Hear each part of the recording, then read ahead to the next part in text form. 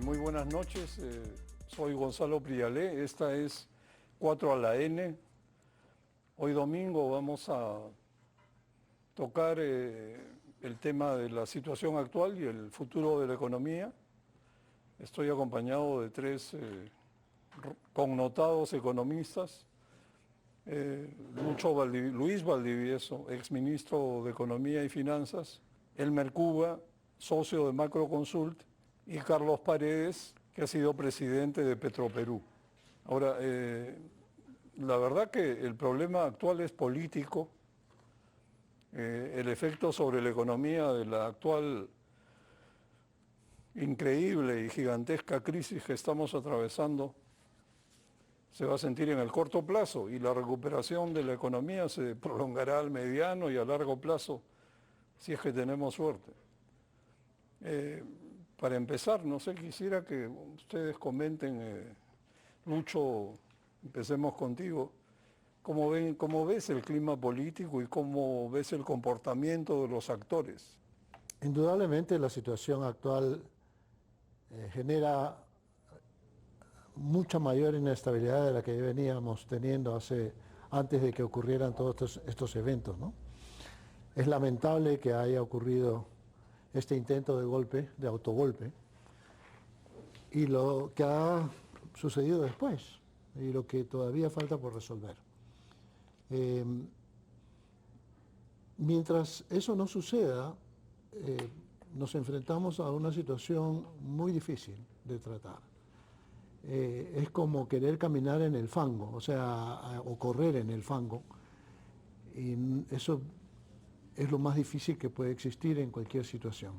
Desde el punto de vista económico, indudablemente esto tiene unas consecuencias muy serias en las expectativas de todos los actores económicos, tanto las familias como el sector privado, los empresarios, así como incluso los mismos funcionarios públicos, porque es una gran incertidumbre respecto a lo que va a pasar. Y esto indudablemente agrava más las consecuencias de un panorama internacional adverso como el que está jugando Perú. Estamos en un mundo donde hay mucha inflación, en un mundo donde hay grandes peligros de recesión. Probablemente un tercio del Producto Interno Bruto global va a entrar en recesión. Van a desacelerarse las economías desarrolladas, que son nuestros principales socios. Ha subido el costo del financiamiento internacional. Y en ese clima adverso internacional, porque perdimos la oportunidad de las tasas de interés bajas, perdimos la oportunidad de los altos precios de los minerales y los commodities que exportamos. En ese clima además tenemos esta grave situación política que viene a agravar una desaceleración que comenzó en el 2014, porque desde el 2014 hemos venido experimentando tasas de crecimiento cada vez menores. Entonces, tenemos una tormenta perfecta, lamentablemente, y va a ser muy difícil salir de eso, a menos que hayan decisiones claras de política económica, que hayan decisiones claras de arreglo o consenso político respecto hacia dónde dirigir el país. Claro, pero en este momento creo que en la lista de prioridades un consenso sobre dónde conducir la economía no está en la agenda. Hay unos problemas gigantescos. La gobernabilidad está en juego. La plataforma de la izquierda que está liderando esta convulsión social es bastante efectista, clara. Liberar a Castillo, que se vayan todos, convocar elecciones adelantadas y una asamblea constituyente. O sea, ese riesgo, Elmer, ¿cómo lo ponderas?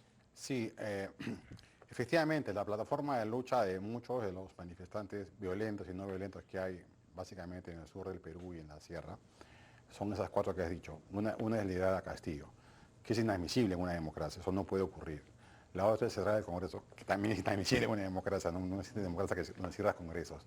La tercera es adelanto, y esa sí se ha cedido, ¿no? Es un cambio importante, ¿eh? No es menor. Hace 21 años que no existe algo así.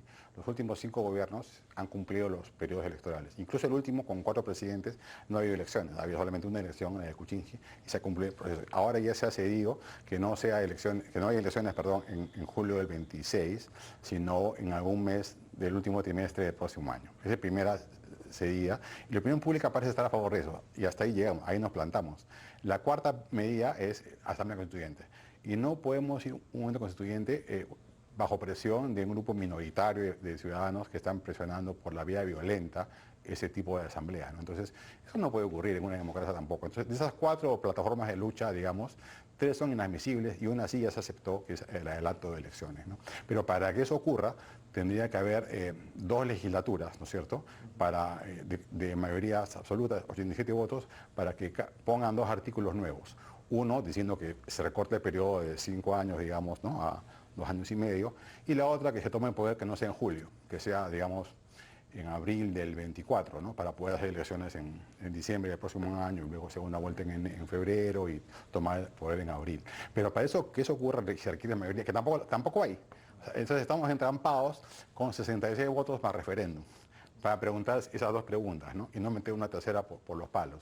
Y ahí estamos hoy día, ¿no es cierto?, con eso en la mesa, con disputas violentas, con represión dentro de una democracia, que es lo que corresponde. El monopolio de la fuerza lo tienen las democracias y los estados para defenderse de sus atacantes. Y la economía, como ha dicho Luis, se ve resentida, pero yo insisto en un tema: estamos mejor que con Castillo, ¿no? O sea, eso hay que reconocerlo. Castillo estaba destruyendo la economía, destruyendo el Estado peruano, y por 5 años, ¿no?, si hubiese durado, con mucho poder, y hubiera sido más costoso reconstruirla. Ahora, en el corto plazo, puede que estemos ligeramente peor en términos de PBI un trimestre, pero a la larga, si logramos resolver este entrampamiento entre peruanos, la economía va a estar mejor que con Castillo, y eso hay que decirlo ya. O sea, estamos mejor que el 7 de octubre, perdón, el 7 de diciembre, sí estamos mejor. Estamos entrando en un terreno fangoso y incertidumbre, pero es muy probable que estemos mucho mejor más adelante si nos ordenamos, ¿no? Y quería terminar de darle la palabra a Guayo. A pesar de eso, imagínate que ya es mucho decir, ¿no es cierto? Perú crecería el próximo año 2% y sería más que lo que crece Colombia, Chile, México, Brasil. O sea, a pesar de eso, es el modelo económico peruano tan fuerte que hace que con estos choques internacionales, que todos los países lo sufren de mayor a mayor medida, más este choque político interno, como te decía, Chile se espera el próximo año un crecimiento de -1%, Colombia 1,5%, viniendo de 8%. O sea, el frenazo con Petro, la sensación de frenazo va a ser mucho mayor que la de acá. México 0%, Brasil 0%, Argentina 0%. O sea, Perú sigue siendo el modelo económico peruano que está bajo ataque, que no cambia la Constitución, es lo que hace posible esa resiliencia, ¿no? Y con el tipo de cambio, mira, esto hubiera pasado en otro país, hubiera volado el dólar, hoy ya está incluso menos que la semana pasada, ¿no? El déficit fiscal, a pesar de algo negativo, sigue siendo la deuda pública más baja del mundo emergente, y este año inclusive ya menos que la chilena como porcentaje de producto. Entonces Perú es muy fuerte en lo macro, y eso hay que defenderlo de todas maneras, pero ojalá que se resuelva el tema político, ¿no? Carlos, ¿tú cuánto crees o cuánto más crees que dará la resiliencia de las fortalezas macroeconómicas que menciona Elmer? ¿Te atreves a pronosticar? Porque esta es una cuerda que, si la jalas demasiado, tiene que romperse. Y estamos en un momento que los marxistas llaman revolucionario, y eso es lo peligroso. Sí, yo creo que coincido con lo que han dicho mis 2 amigos y colegas. El mundo está muy complicado, el mundo económico, la economía internacional está muy complicada. Y 2, lo que ha dicho Elmer, la economía peruana tiene unas fortalezas increíbles. Creo que la crisis económica ahorita, que no se termina de sentir, la verdad, esa crisis económica, es algo que venía de antes. O sea, el gobierno de Castillo, yo no lo llamo el gobierno de Castillo, lo llamo el desgobierno de Castillo, está socavando las instituciones económicas, las instituciones políticas del país, todo el aparato estatal, con unos nombramientos de gente no calificada ni profesional ni moralmente para ocupar esos puestos. Eso ya nos produjo un costo que todavía no terminamos de ver. El costo de tener un aparato institucional muy debilitado nos lo impuso el desgobierno de Castillo. Si lo que estamos viendo en estos días, esta convulsión, permite terminar con esa enfermedad que nos estaban inoculando, bienvenida esta turbulencia. Y hay que ser claro, el costo de vidas, lamentable costo de vidas que estamos sufriendo en el Perú, es de responsabilidad no del Estado, que lo que hace es ejercer su función primordial de imponer el orden, es de la gente que está apoyando romper con el contrato social en este país, con la Constitución, y nos están atacando con armas, están atacándonos, tratando de destruir las instituciones desde el 7 de diciembre. 7 de diciembre es una fecha notoria en la historia universal con el ataque a Pearl Harbor en 1941. Acá nos trataron de destruir la flota de las instituciones democráticas el 7 de diciembre del 2022. Tenemos la obligación, no solo el derecho, la obligación de defendernos. Y si este enfrentamiento dura un tiempo corto y salimos victoriosos aquellos que defendemos la democracia y las libertades, en buena hora.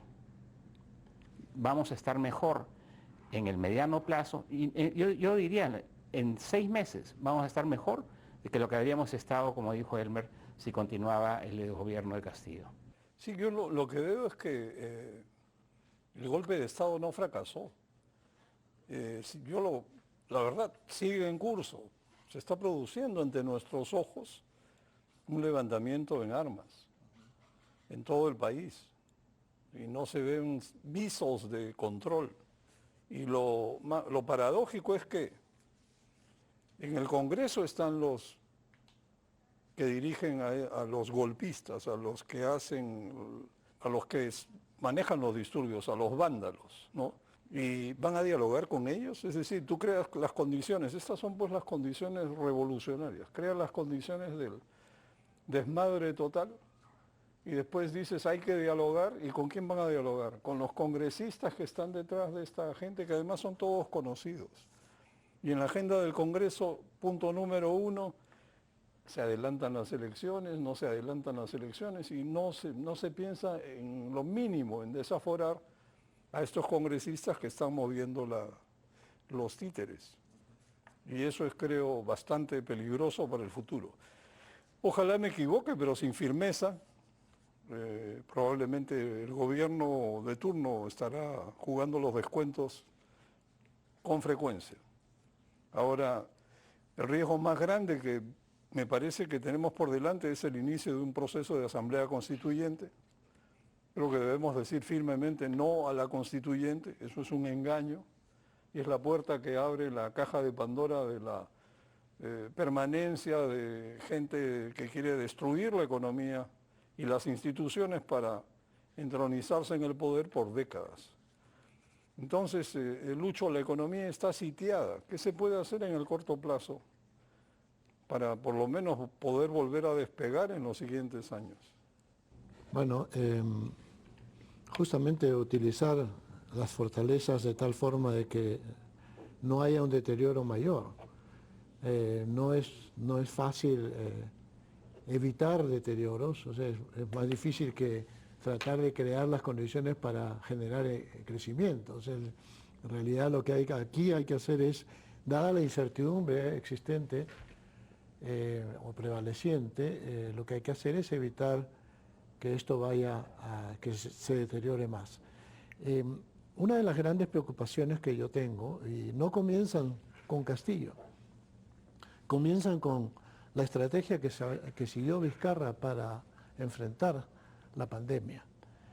Y es que Perú es uno de los pocos gobiernos que hizo que la gente usara sus propios ahorros para poder salir de esta situación de pandemia. Y lo que ha sucedido, y si vemos las estadísticas que publica el Banco Central, la tasa de ahorro privado ha caído. La gente ha usado sus ahorros, o sea, compensaciones por tiempo de servicio, sus fondos de pensiones, ha usado las compensaciones que tuvieron por adelantado cuando fueron cesados, han usado esos ahorros y hoy día el ahorro privado ha caído. La pregunta es, una vez, si logramos evitar un deterioro durante toda la duración mientras se haga claro qué es lo que va a suceder en la parte política, y queremos ver las posibilidades del futuro, el ahorro nacional va a ser mucho menor que el ahorro que tendríamos en otras circunstancias. Y ha venido deteriorándose. Segundo, eso implica que para poder recuperar crecimiento vamos a tener que invitar inversiones y crear un ambiente de inversiones, que no se va a poder lograr mientras exista incertidumbre política o falta de gobernanza política. Y falta de gobernanza económica está hasta cierto punto garantizado por el modelo económico, porque tienes cosas automáticas como las reglas fiscales, tienes la independencia del Banco Central que garantiza, diríamos, que ciertas cosas van a funcionar indistintamente de la discrecionalidad del Ejecutivo que está en el momento.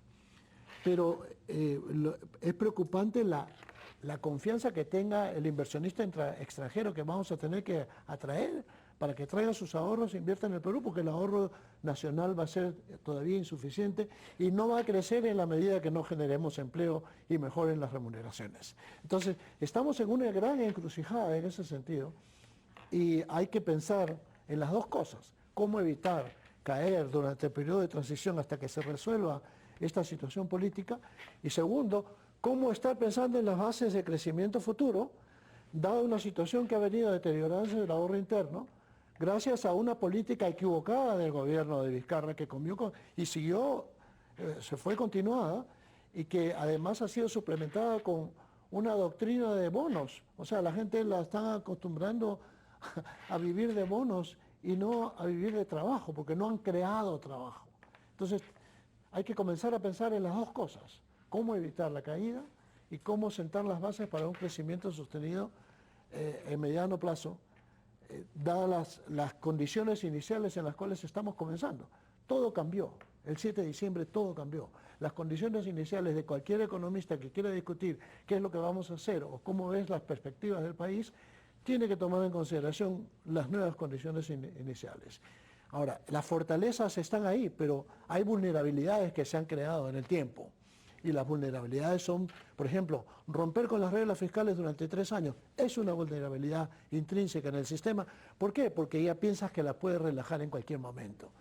El permitir que la inflación solamente regrese al corredor del 1 al 3% en 3 años, cuando todos los países avanzados están tratando de regresar a sus metas inflacionarias más rápido, también es un relajamiento y una vulnerabilidad.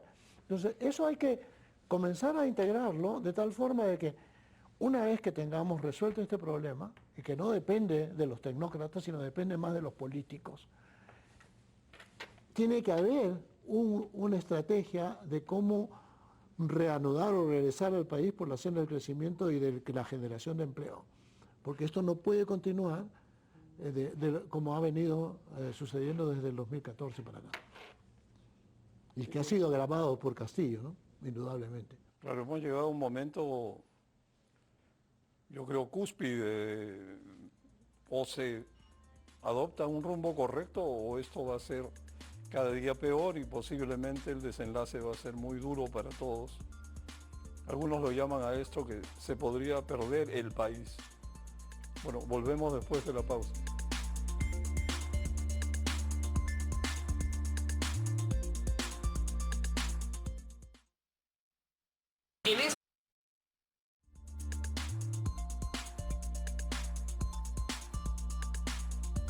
Como decíamos, tenemos al frente un enorme reto, empezando por la debilidad que muestra la clase política y el rechazo total de la ciudadanía a los políticos en general, a los congresistas en particular. Y la desconfianza y el rechazo de la población es bien grande, ¿no? Quizás comparable con la manera en que la gente veía la política cuando terminó el primer gobierno de Alan García, de lo cual derivó el primer gobierno de Fujimori. Pero en este momento creo que estamos ante lo que se podría llamar un momento revolucionario. Se han generado ese tipo de condiciones. Y que se vayan todos es una solución. ¿Quién viene después? ¿Alguien distinto? No existe alguien distinto. Pensar que con una reforma política hecha por este Congreso, eso es lo más, yo no sé cómo llamarlo, irónico, se va a lograr que la política mejore su calidad y los políticos que vayamos a escoger sean mejores que los que tenemos. ¿De dónde va a salir ese stock nuevo? Eso no sale por generación espontánea, ni porque hay una reforma. Es decir, cambiando la forma no se corrige el fondo. Adelanto de elecciones sin partidos nacionales, eso es campo fértil para los movimientos regionales. Si va a haber 20 candidatos, de repente los dos finalistas tienen 10% y 9.5% cada uno. Vamos a terminar eligiendo como ocurrió hace un par de años. Entonces nos estamos enfrentando a una repetición de esta odisea que en la que estamos metidos. ¿Y por qué no hay partidos nacionales? Porque el presupuesto se distribuye distinto ahora. El 66% del presupuesto de gasto en inversión se va a los gobiernos subnacionales. Antaño, todo se repartía desde Lima y a las familias líderes de las regiones y de las provincias les tenían que estar metidos en los partidos nacionales porque si no, no tenían ni un pedacito de la torta. Como eso ya no existe, la política se ha difuminado. Estamos realmente enfrentando una situación límite. Carlos, ¿cómo ves esto? Y por ejemplo, en el caso de la inversión, atraer inversión, ¿crees que hay futuro con la minería en el Perú? Claro que hay futuro con la minería en el Perú. Perú es un país minero con enormes ventajas a nivel mundial. Entonces, sí hay futuro. La pregunta es si vamos a poder explotar la riqueza que tenemos en el corto plazo. Y me parece que lo que estamos viviendo es la consecuencia de haber dejado la iniciativa de narrativas de cambio a gente que no hace propuestas concretas, a gente que populista, radical, mentirosa, que ha tomado la iniciativa y se ha empoderado con una narrativa de cambio de constitución y sin decirnos qué es lo que quiere cambiar y por qué lo quiere cambiar y qué efectos va a tener eso. Entonces, ¿qué es lo que quiere cambiar la Constitución? ¿Quiere cambiar el capítulo económico de la Constitución? Ok, ¿por qué? ¿Qué parte? ¿Quieres no respetar el derecho de propiedad privada? ¿Quieres tener más empresas públicas, más Petroperús? Yo les puedo contar de Petroperú un montón, lo he publicado en un libro. ¿Qué es lo que quieren? ¿Qué es lo que proponen? No lo dicen, simplemente se quedan en el cambio de constitución. Y nosotros, oye, no hay que cambiarla. No, ahí es donde estamos fracasando. Los últimos 25 o 30 años hemos tenido un crecimiento como nunca hemos tenido en nuestra historia. Hemos reducido la pobreza de una forma como nunca lo hemos hecho en la historia. El modelo de economía de mercado ha funcionado, ha sido un éxito, ha cumplido con lo que tenía que hacer, que era generar riqueza y generar trabajo y generar recaudación para que el Estado pueda redistribuir los beneficios del crecimiento. ¿Lo ha hecho bien el Estado? No. El que ha fracasado en los últimos 25 años ha sido el Estado. Nunca hubo una reforma en serio del Estado, ¿no? Entonces, ¿qué es lo que proponen el cambio de la Constitución para reformar el Estado y hacerlo que provea los bienes y servicios públicos que la gente necesita? Ese es el problema. Pero nosotros no estamos hablando de ese problema. Nos hemos quedado no al cambio de la Constitución. Oye, sí hay que mejorar muchas cosas, pero no se hace cambiando leyes en un país donde las leyes no se respetan. Esto es un problema de entendimiento. ¿Qué hacemos proponiendo cambiar la ley de leyes en un país que las leyes no se respetan? Las leyes están más o menos bien. El problema es uno de gestión en el Estado. Y por eso es que me preocupa tanto lo que ha sucedido en los últimos 2 años, trayendo a gente no preparada para gestionar el Estado. Lo que vimos en la época de la pandemia con la salud pública fueron básicamente problemas de gestión. Y eso costó 200.000 vidas. De repente no 200.000, ¿no? Porque vidas iba a tener un costo de todas maneras, pero no teníamos por qué quedar número 1 en el ranking mundial de muertes. Eso se debe a problemas de gestión. Eso es lo que tenemos que hablar y contestar con un lenguaje simple y que sea atractivo y de preocupación genuina por el bienestar de los más pobres. Si no hacemos eso, Gonzalo, si no cambiamos la narrativa, si no nos ponemos a hacer propuestas concretas y desenmascarar las mentiras y las propuestas populistas que estamos teniendo en el Perú hace tiempo, vamos a fracasar. Creo que es el momento de tomarse esto muy en serio y empezar a machacar y machacar. El tema es el Estado, el tema es la gestión del Estado.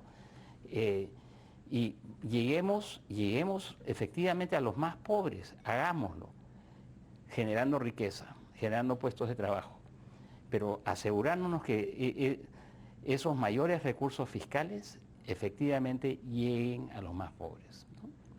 Y Elmer, ¿tú qué piensas de ese tema? Es decir, Sí, ¿cuáles son los ejes de sí, yo creo que salida? muy de acuerdo con lo que acaba de decir Guayo.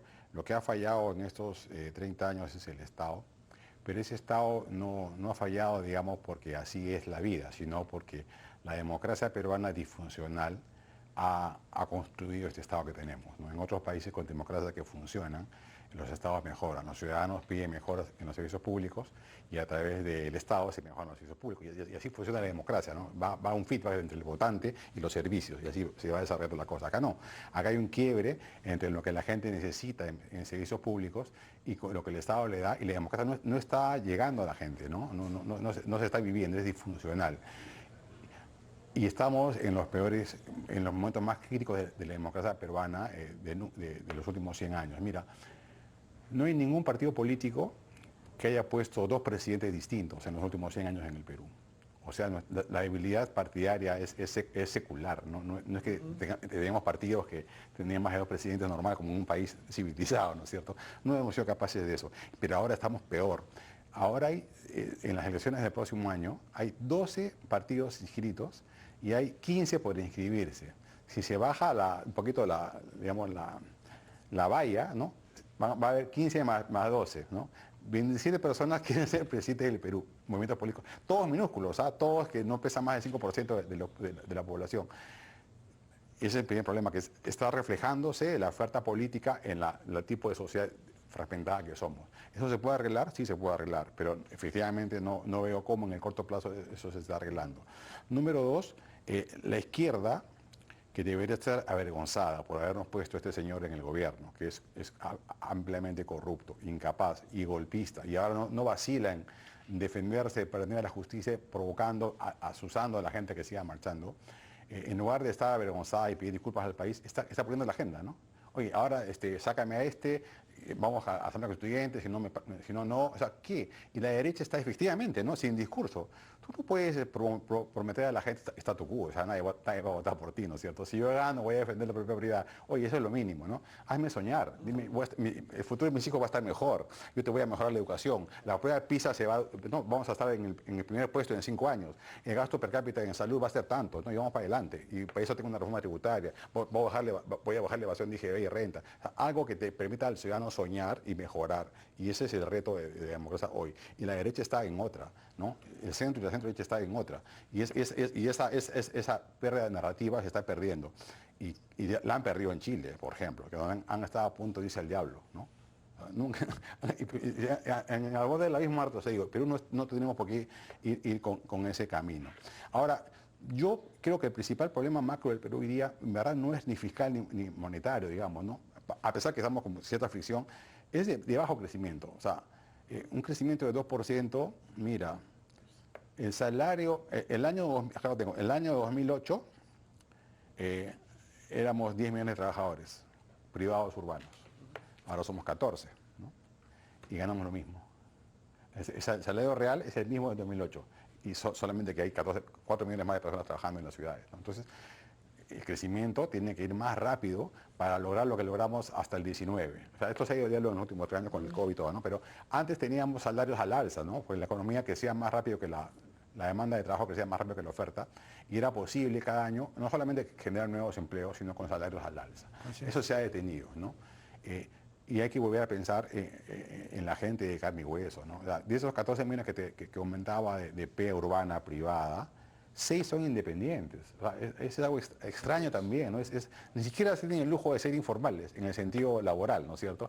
Es en cuentapropista, que obviamente no va a tener pensión, ni seguridad social, ni vacaciones, y su ingreso es muy frágil. Lo estamos viendo ahora, esa gente que trabaja en el día o no come, no lleva plata a la casa, 6 millones de personas, no es menor. Otros 5 millones son informales, tienen un jefe que ni siquiera tiene RUC, ¿no es cierto? O sea, y solamente 3 privados urbanos son los que tienen pensión y hacen posible el Perú moderno. Entonces, ¿qué le ofreces a esos 6 millones? ¿Cuál va a ser tu propuesta? ¿No? O sea, ¿por qué voy a votar por ti? En cambio caen en los cantos de sirena de alguien que vende, ¿no es cierto? Te vende un monigote llamado Constitución, que hay que cambiar y por arte de magia vas a mejorar tumbándote la Constitución, ¿no? Y esa es la guerra de las ideas que tenemos que dar, y pronto, porque estamos en elecciones. O sea, el gobierno actual es de transición, ¿no es cierto? Y va a haber elecciones en algún momento del último trimestre del próximo año. Ya estamos en esa. Entonces, ya estamos en campaña, ¿no? Si vamos a votar en 12 meses más o menos, tenemos que poner las ideas claras en la mesa y discutir con quien sea necesario para defender el país que tenemos, para nosotros y para nuestros hijos, ¿no? Y los que no tienen hijos, para sus sobrinos. ¿Cómo ves, Lucho, el tema de la defensa del modelo, ¿no? Que ahora ha estado...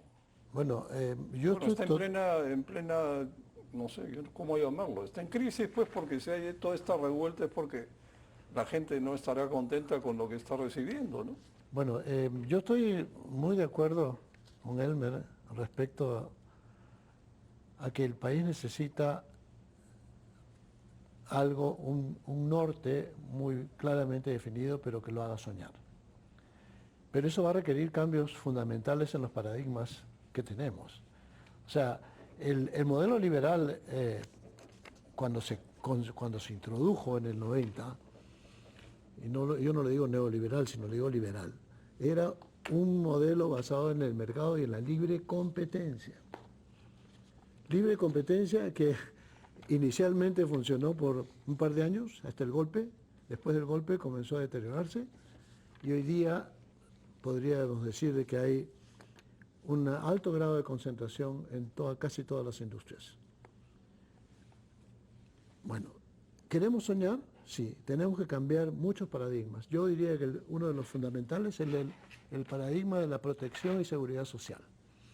O sea, no podemos seguir educando a nuestra gente que tenga que depender de dádivas del Estado, porque el Estado no genera riqueza, el Estado transfiere de un sector a otro recursos. Y entonces tenemos que generar un sistema de seguridad y protección social que sea mucho más barato que el que tenemos y que le dé mucho más beneficios a la gente a través de su trabajo y no a través de dádivas del Estado. Segundo, tenemos que revisar todo lo que tú mencionaste, Gonzalo, que es la descentralización. Ha generado un cacicazgo regional extraordinario y la distribución distrital de los recursos es pésima. O sea, la asignación de los gastos y la asignación de las bases tributarias a niveles regionales o subnacionales ha sido errada y encima no ha sido asistida por una mejora en el capital humano que administra y gestiona esos recursos. Segundo punto, entonces, decirle, bueno, Tenemos que ofrecer a la población una nueva forma de gobierno subnacional que permita justamente hacer llegar o satisfacer las necesidades regionales, ya que por tantos tiempo han visto el gobierno central de Lima tan distante. También hay que cambiarlo. Lo otro que hay que cambiar es todo el sistema educativo, la formación de capital humano, educación y salud. Tenemos que preocuparnos mucho del futuro. Chile creó un fondo de inversión para la educación de 6.000 millones de dólares por año para enviar a científicos chilenos a entrenarse en el exterior. Y eso lo hizo la Bachelet, que era de izquierda, y cambió el fondo que iba a financiamiento militar, lo cambió a un fondo de financiamiento de capital humano. Tenemos que pensar en esa forma. Hay que crear un fondo soberano de riqueza. No podemos seguir invirtiendo o dejando las decisiones de inversión a gente que no está pensando en rentabilidad tanto financiera como social.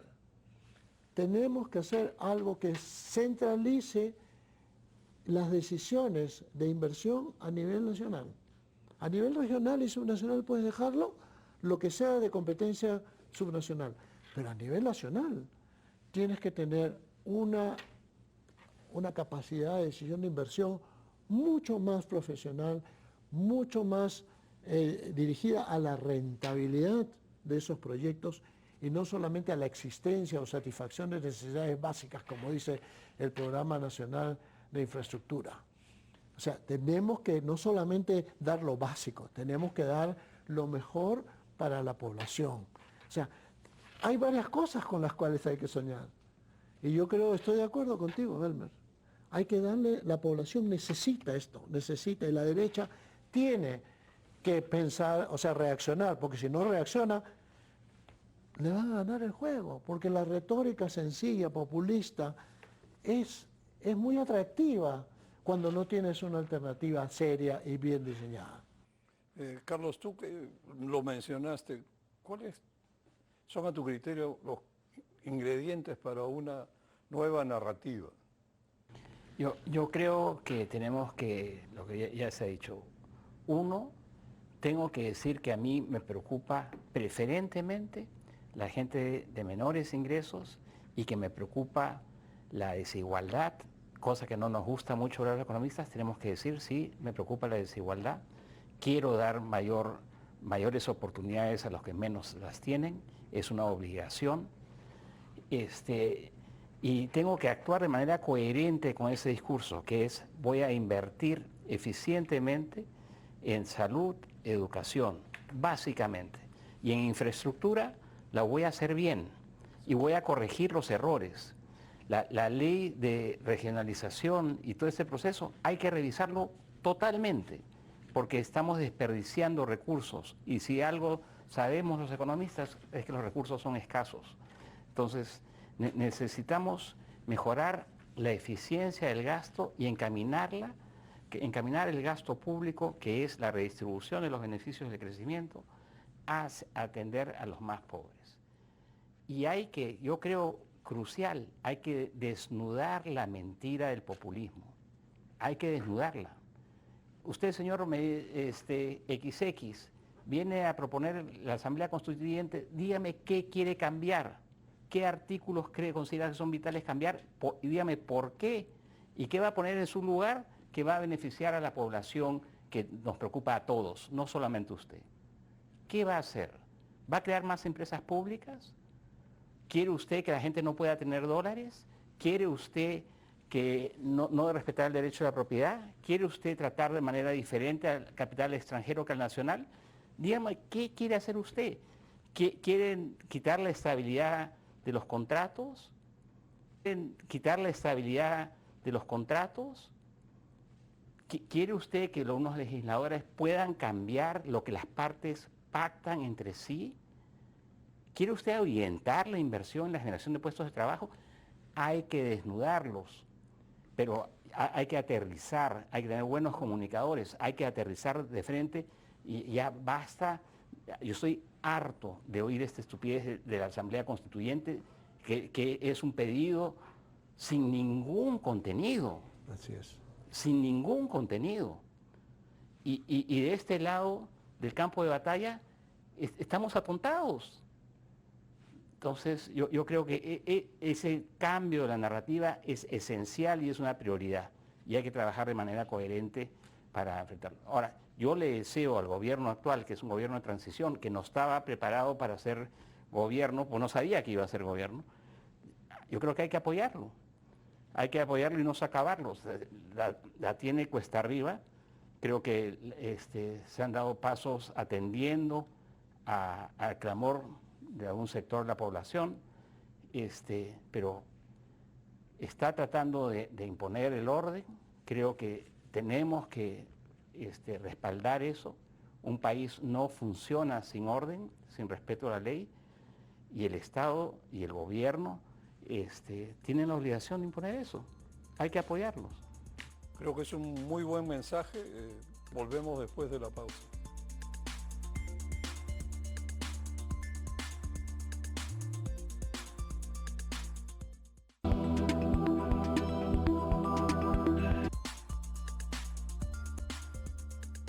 Un tema que debiera, creo, estar en el centro de nuestra atención es, efectivamente, la narrativa se ha quedado corta y no es extraño que muchos peruanos estén pensando que una nueva constitución pueda resolver algo cuando no es así. Lo que debe existir son mecanismos fluidos para redistribuir la riqueza, es decir, el Estado cobra impuestos y los destina a inversiones que pueden ser públicas o también público-privadas, o fomenta la inversión privada, por otro lado, que viene a dar resultados también de crecimiento de la producción y del empleo, ¿no? Y eso es lo que la gente necesita, salir de sus dificultades por sus propios medios, no por dádivas del Estado, como dice Lucho. Entonces, pero yo lo que me temo es que en el Perú tenemos la maldita costumbre de eludir las soluciones, repetir los errores, ¿no? Entonces, podría citar casos como la numerosa cantidad de algún tema que conozco más o menos, las leyes sobre las asociaciones público-privadas. Se han dictado varias, se modifican algunos artículos. ¿El resultado ha acompañado? Bueno, no necesariamente. En los temas del gasto público, cada vez que hay una traba, se crea una comisión especial para destrabar, se empodera a alguien, un poco más y nombran un SAR. Y donde tú veas un SAR quiere decir que nada funciona. Y el SAR tampoco va a poder resolverlo porque esto no es magia. Entonces, en vez de solucionar los problemas, ir a la raíz y lograr que la gestión pública dé resultados, como dice Carlos, y que la gente más necesitada vea los resultados en pequeñas obras de salud y educación donde ellos viven, no las grandes cifras que nadie sabe cómo se comen, ¿no?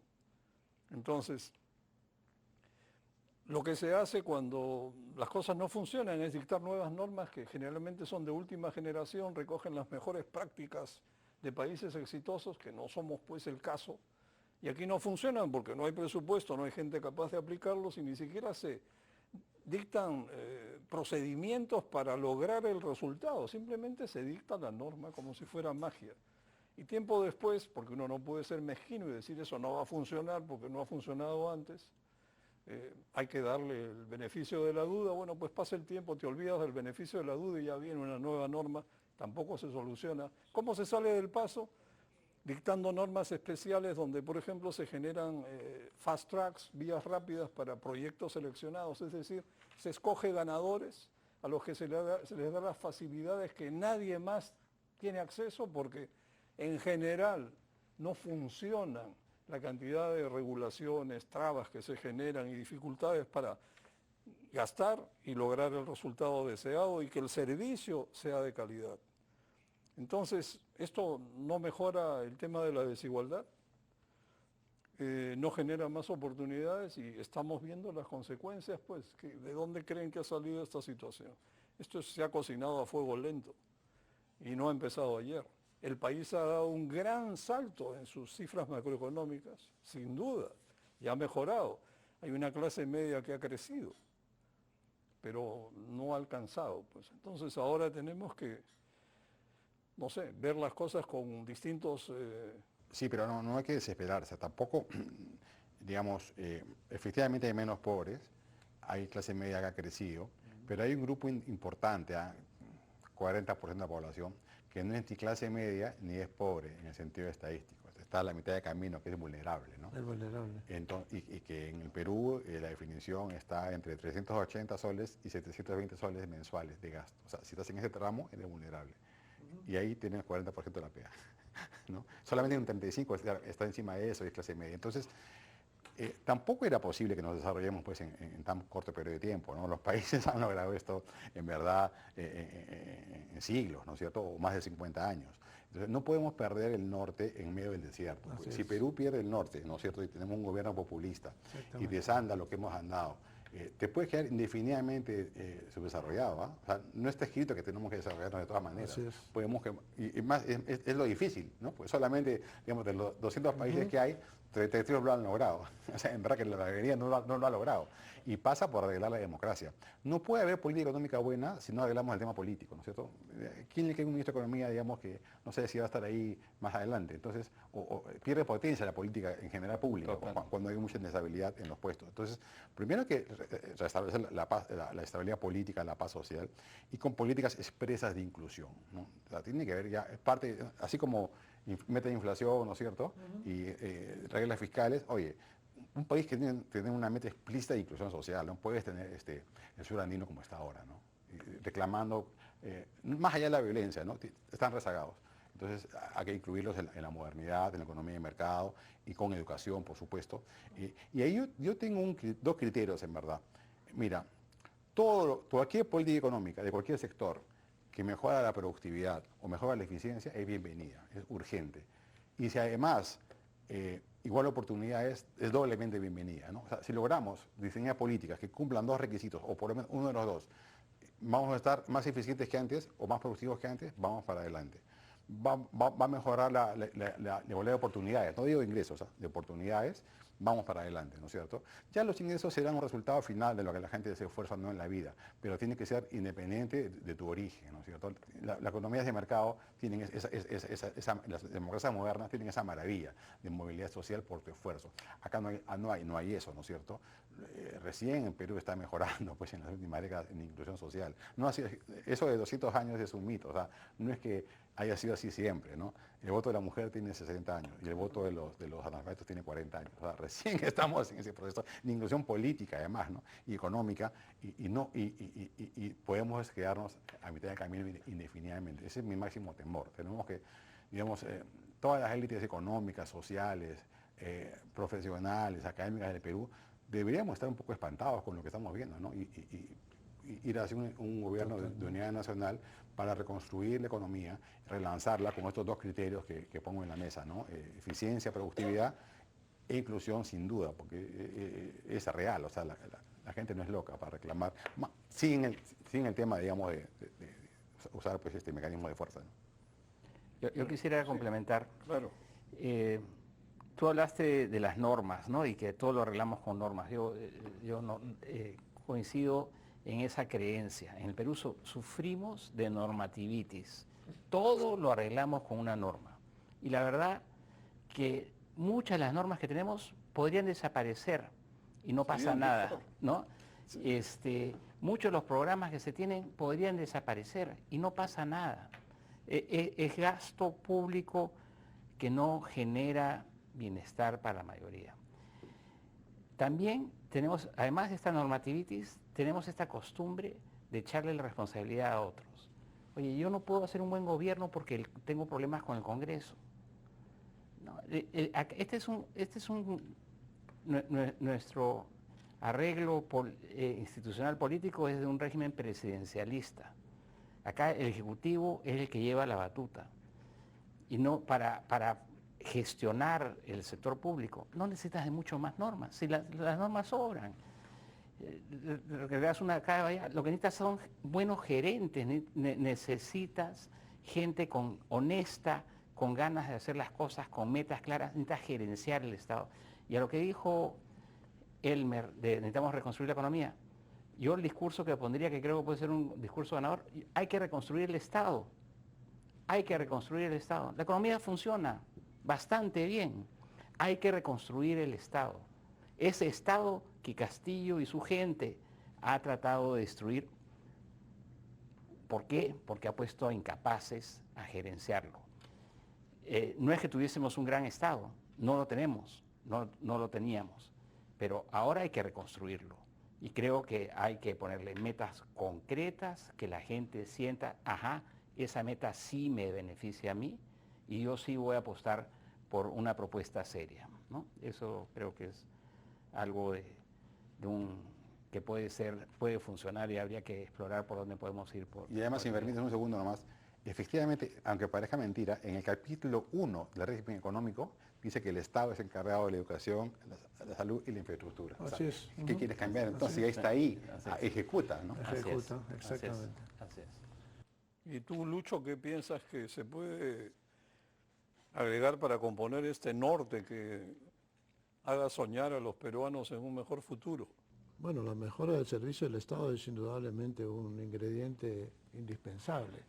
Si es que el Estado no da el servicio para el cual ha sido creado y el cual está estipulado en la Constitución, entonces no sirve para nada, ¿no? O sea, tiene que cambiar.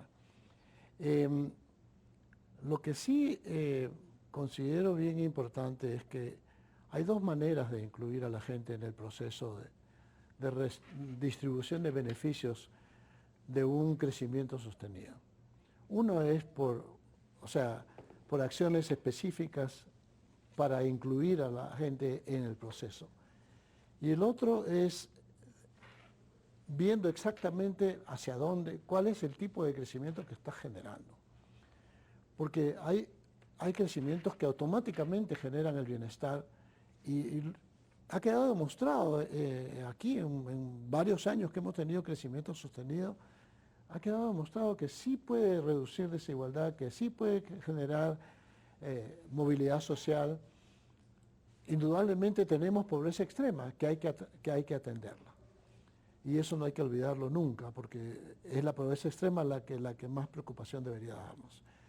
Pero lo que sí tenemos que lograr es que la gente aprenda también a ver los beneficios del trabajo formal para su propio beneficio y no el trabajo informal, que no solamente los puede beneficiar circunstancialmente, pero va en desmedro de los demás.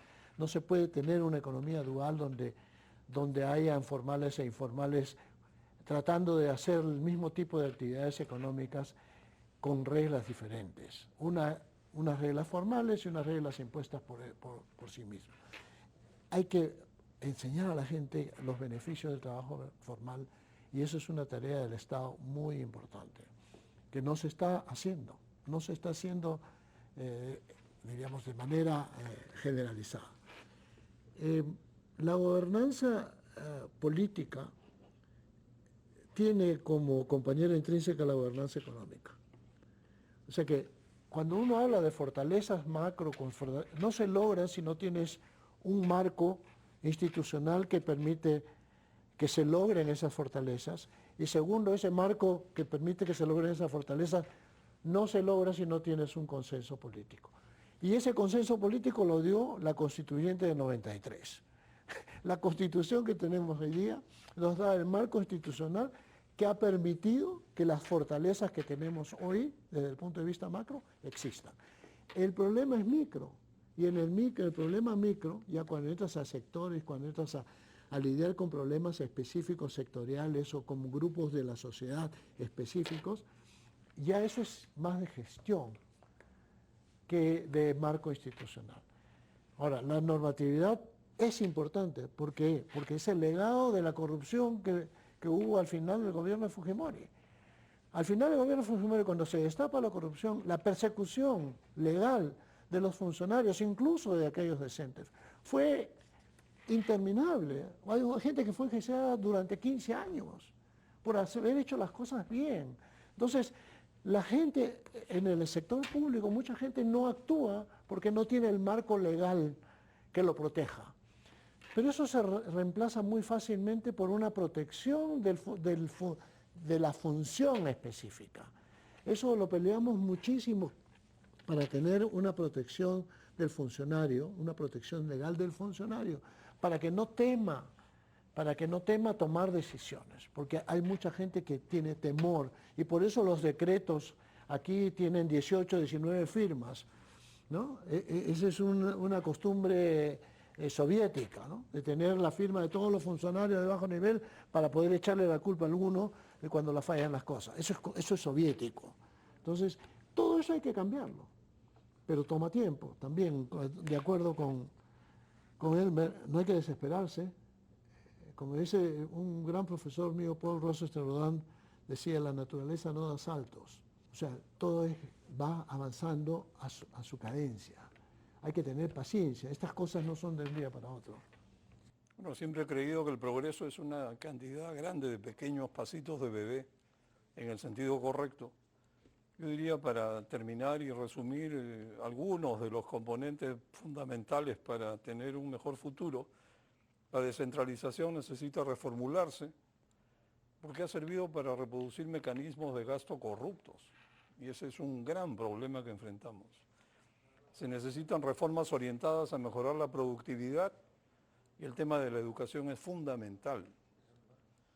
Y por último, la meritocracia debe restaurarse porque sin ella la posibilidad de que la gestión pública mejore es, bueno, cercana a cero, ¿no? Entonces, las recetas no son secretos, sino que el problema que tenemos es que la clase política no logra ponerse de acuerdo. En el Congreso hay una discusión medio bizantina entre grupos que saben que no suman 87 votos, no se ponen de acuerdo en nada y creen que de alguna forma van a sacar lo suyo adelante y eso no va a ser posible, las matemáticas no lo permiten. Bueno, les agradezco a todos su participación. Muchas gracias, Carlos, Elmer, Lucho.